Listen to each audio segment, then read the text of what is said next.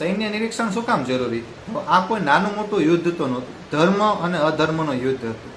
જીતવાનો ધર્મ હતો એ તમને મને ખબર હતી, પણ એ સમયે યુદ્ધમાં લડતો દુર્યોધન જે અધર્મના પક્ષમાં હતો, ખુદ અધર્મનું એક સિમ્બોલ હતો. તેને એમ જ હતું કે હું જ જીતીશ. એટલે સામેના પક્ષે દુર્યોધનને યુદ્ધ હરાવવામાં કોણ આડું આવી શકે અથવા કોણ એને વધારે નડી શકે એ જોતો હતો ભાઈ. પણ ધૃષ્ટદ્યુમ હતો તે દ્રોણાચાર્યના શિષ્ય તો હતો, પણ એ કોઈ મોટી વાત નહોતી કે મોટું કોઈ ખડક નહોતું કે જે એની વચ્ચે આવતું હતું. એના સિવાય અર્જુન, ભીમ મહાન ધર્મ ધુરંધર ધનુર્વીર હતો, બરાબર. એ લોકોની શક્તિ દુર્યોધનને ખબર હતી, આ કોઈ નાના મોટા યોદ્ધા નથી.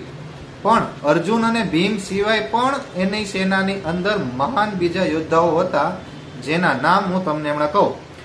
ધૃષ્ટકેતુ, ચેકિતાન, કાશીરાજ, પુરુજીત, કુંતીભોજ અને શૈબ્યો આ મહાન શક્તિશાળી યોદ્ધાઓ હતા.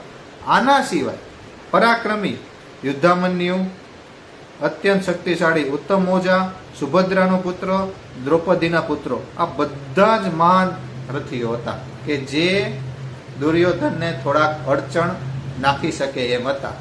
એટલે ભાઈ દુર્યોધનનું કહેવાનું એમ હતું કે યુદ્ધ તો હું અવશ્ય જીતી જ જઈશ, કારણ કે મારી સેનાની અંદર સ્વયં દ્રોણાચાર્ય છે, ભીષ્મ પિતામહ છે, કર્ણ છે, પછી એના સિવાયના પણ બીજા યોદ્ધાઓ છે જે તમને હું આગળના વિડીયોમાં જણાવીશ.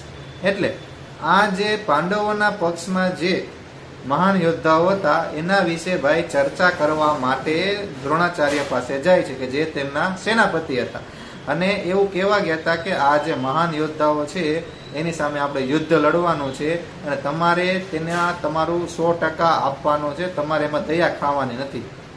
સાદી ભાષામાં દુર્યોધન આવું કહેવા ગયો હતો. કોને? દ્રોણાચાર્ય.